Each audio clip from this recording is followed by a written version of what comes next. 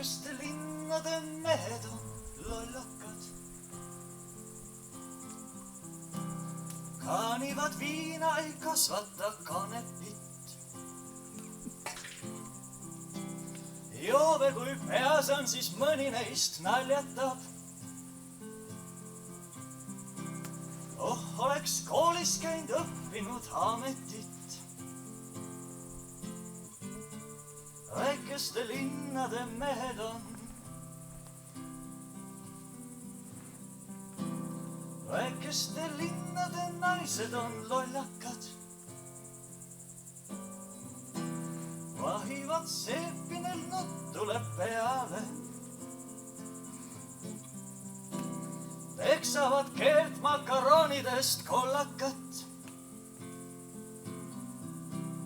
Oh, poleks läinud ma sellele seale. Väikeste linnade naised on lollakad.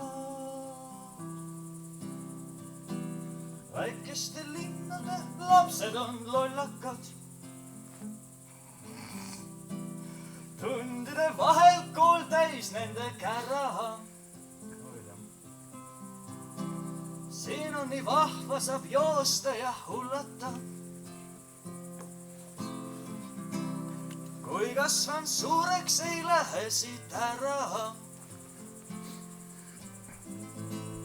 Väikeste linnade lapsed. Väikeste linnade lapsed. Naised. Väikeste linnade naised. Alles ajad teatritalus, kõik on lollakad. Õpivad teksti, neil jääb see ka veel pähe. Peaproovi ajaks ikka veel käes on tekstiraamatud. Kuid kui on esikas, siis polegi vahet.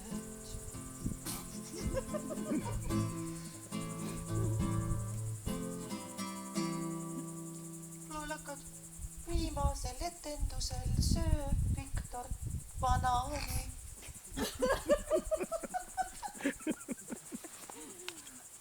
Kui lugenud on, siis andke mulle andeks. Ühes mitte väga levinud nimega tänavas, majas number 3, kadus vesi. Tuli ekskavaator, kaevas hoovi 2 meetri sügavuse augu, otsis torusid, aga ei leidnud. Töölised vaatasid auku, kurvastasid, sülitasid ning otsustasid järgmise hommikuni arheoloogiaga rohkem mitte tegeleda. Hilja õhtul kõndis onu Ervin kodu poole ja kukkus auku. Ta ei teadnud, et hoovis on auk. Läks pimedas umbkaudu ja leidiski selle. Ja kui aus olla, siis töölised ikka piirasid augu 2 poolt. Augu eest ja augu tagant. Nad ju ei teadnud, et vana kala onu Ervin võib tulla ka külje pealt. Olles alla jõudnud, soovis onu Ervin taas vabadusse nii-öelda inimeste hulka saada, kuid ebaõnnestunult. Seepeale hakkas onu Ervin karjuma sõnu, mida karjutakse sel juhul, kui auku kukutakse. Te teate neid sõnu isegi, ma ei hakka neid ette lugema. Armsad emakeelsed laused äratasid üles naabrid, kes väljusid rõdudele soovidest näha õrna aaria algallikat. Elus olend, kes on auku sattunud, kutsub oma liigikaaslastes alati esile elava huvi. Uudishimulikud elukad soovivad ju näha, mis edasi saab, kuidas laheneb traagiline situatsioon. Ja kui peategelane oskab lisaks veel ka ropendada, siis on ju kogu show ju veelgi huvitavam. Nüüd väljus majast onu Keena ja ulatas kannatajale oma abikäe. Onu Ervin tõmbas sellest käest ja kukutas onu Keena endale pähe.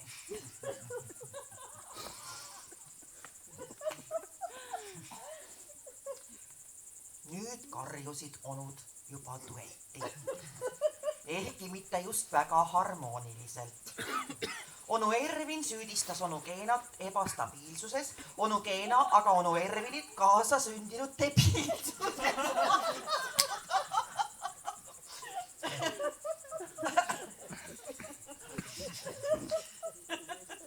Kus kass on? Onu Geena aga onu Ervinit kaasasündinud debiilsuses. Kuid lõpuks leidsid nad ühise keele, tegid pätikat ja pääsesidki tagasi pinnale, tagasi planeedi pinnale. Pealtvaatajad rõdudel, kes olid oodanud draama arengut, läksid pettunult laiali. Järgmisel päeval kõvasti pärast lõunat tulid töölised ekskavaatoriga tagasi. Selgus, et nad olid kaevanud vales kohas. Sellepärast nad midagi ei leidnudki.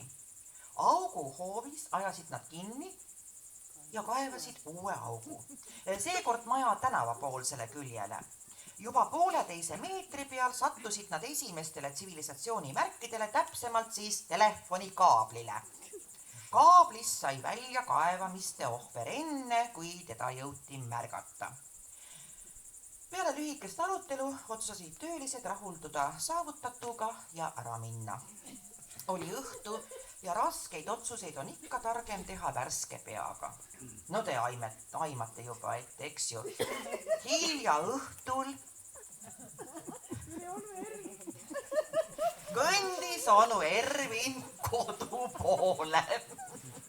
Ta mäletas väga hästi, et hoovis haigutab maakoores 2-meetrine sügavik. Ja otsustas majast mööduda teiselt poolt.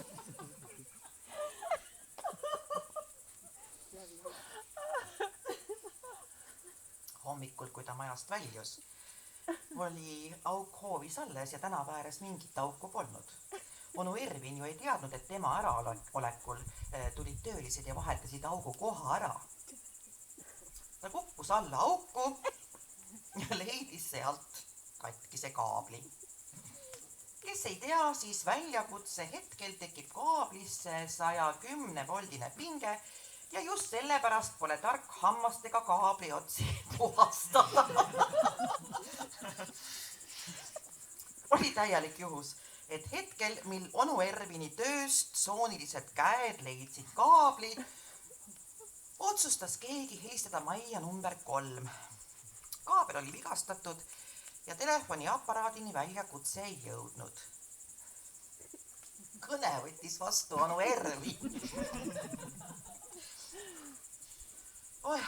Kunagi väga ammu, kui onu Ervin õppis kutsekoolis elektrikuks, räägiti talle, mida peab tegema, kui toimub lühiühendus inimese ja elektri vahel.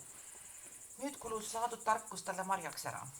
Onu Ervin laskis kuuldavale inimese ja erutunud elektrijuhtme ühendumist iseloomustava heli. Ja seekord polnud talle vaja ka mingit onu Geenat, et august välja saada. Võtnud vastu ergutava laengu, saavutas onu Ervin ühe hüppega veenva võidu gravitatsiooni üle. Eelmises augus oli ta tunduvalt mugavamini. Olles august väljas, pani onu Ervin arheoloogidele peale sellised needused, et Varao Tuthanhamon oleks arvatavasti kadedusest veel kord ära surnud.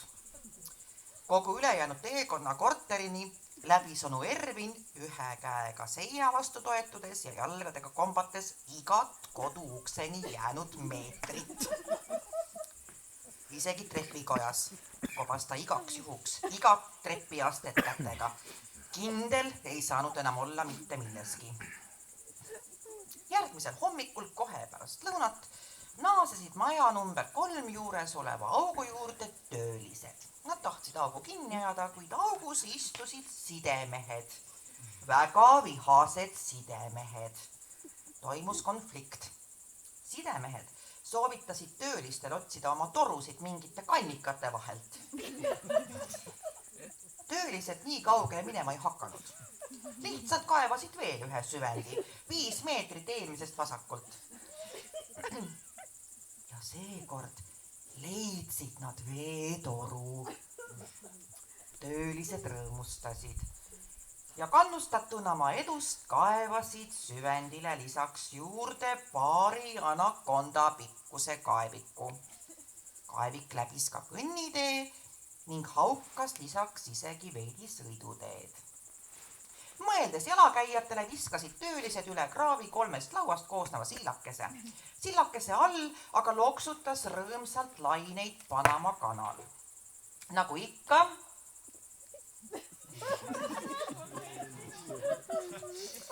kõndis hilja õhtu kodu poole onu Ervin.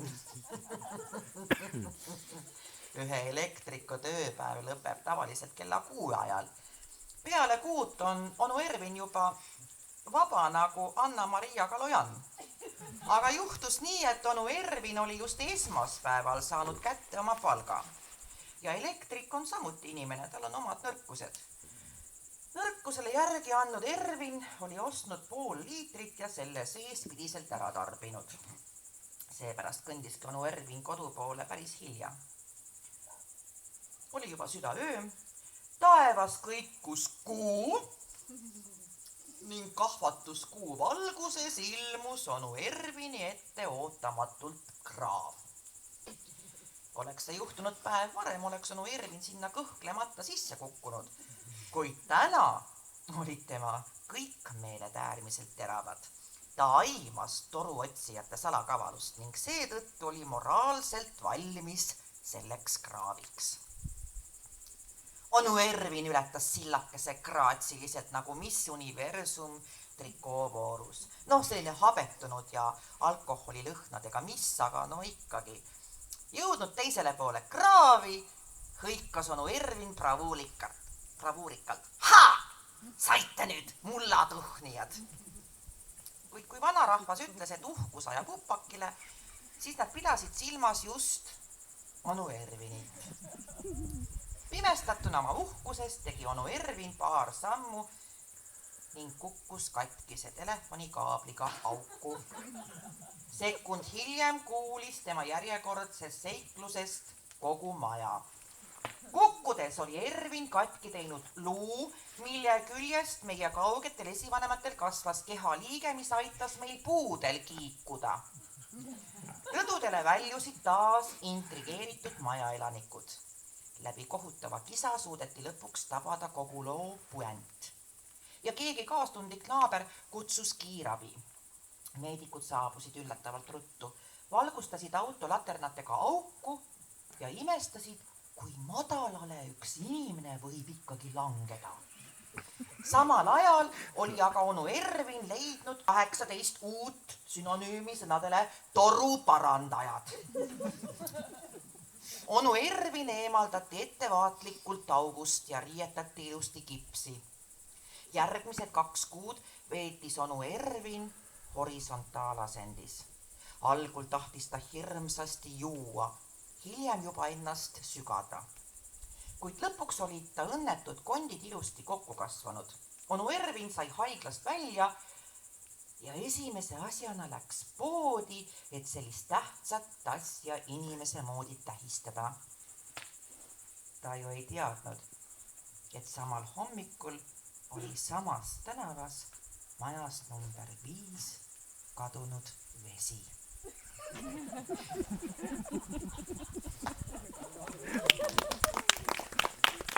On kõigest üle lapsepõlverahu. On kõrge taevas pilvitu ja vaikne ja põhjatäht seal all vaatab vaikne. Teeserval puu on tardunud ja vaikne ja tema all on lumekuhi vaikne. Littara taga maja magab vaikne ja tema aknas valgus kumab vaikne. On kõige üle lapsepõlve rahu. Ja tema peale valgus kumab vaikne. Littara tagant majast, kus on vaikne ja valgelt magab lumekuhi vaikne. All suure puu, mis tardunud ja vaikne, kus põhjatähta võras ripub vaikne. All taevas, mis on nii pilvitu ja vaikne, on üle kõige nõnda hele rahu. et ainult lapse kujutluses mahub. Ood õllele. Oo kuldne nektar, jumalate jook, nii mõnelegi vööst allapoole löök. Mind piinab katkematu janu, nii hüüan kõrtsmikule. Manu, manu. Ma kuldset jooki aina joon, võib-olla meelte segaduses ennast ülespool. Ma kurgust jooki alla valan, nii mõnelegi oma kurba elusaatust halan. Nii järjest rohkem pähe hakkab jook. Kas see on minu elu pihta nöök? Ning juba tunnen, jalg on nõrk. See kõrtsmik minuga on täna eriliselt kõrk. Sest joogist julgust aina juurde tuleb. Nii mõnigi neist meestest ilusamaks läheb. Noh, sõbruneda võiks ju sellega seal nurgas. Mis siis, et koht on igavene urgas. Ma julgust juurde võtma pean. Ei tule sellest head veel tean. Üks käik veel enne võtta vaja. See jook ju tihti peldikusse ajab. Ahah, see mees ju minu poole vaatab. Tal pilgust pillub sädemeid, mul tundub saatan. Ma astun sammu, astun 2 ning pilt on taskus. Oh, mis laks. Ma ärkan. Hommik. Võõras voodi. Nii tekib küsimus, kuis küll mind siia toodi. Pea lõhub, sisikonnas keerab, hing on haige. See öine seiklus oli tõesti üsna räige. Nüüd nõnda armas tundub eilne elu, suurlinnaga ära perekonnamelu. Ma luban endale, nii küll ei jätka oma elu viitmist, sest nõnda varsti surm on mõelnud minu niitmist. Kuid enne vaja parandada pead, sest siis mul tundub väiksemad on eluvead. Õhtu ligineb, käib mõte läbi peast. Kus lähin kõrts, et saada lahjama hingevaeva veast. Nii jätkumas on minu elu surnud ring. Ma kaotan kõik, kuid tähtsam neist on minu läinud hing. Oo kuldne nektar, jumalate jook.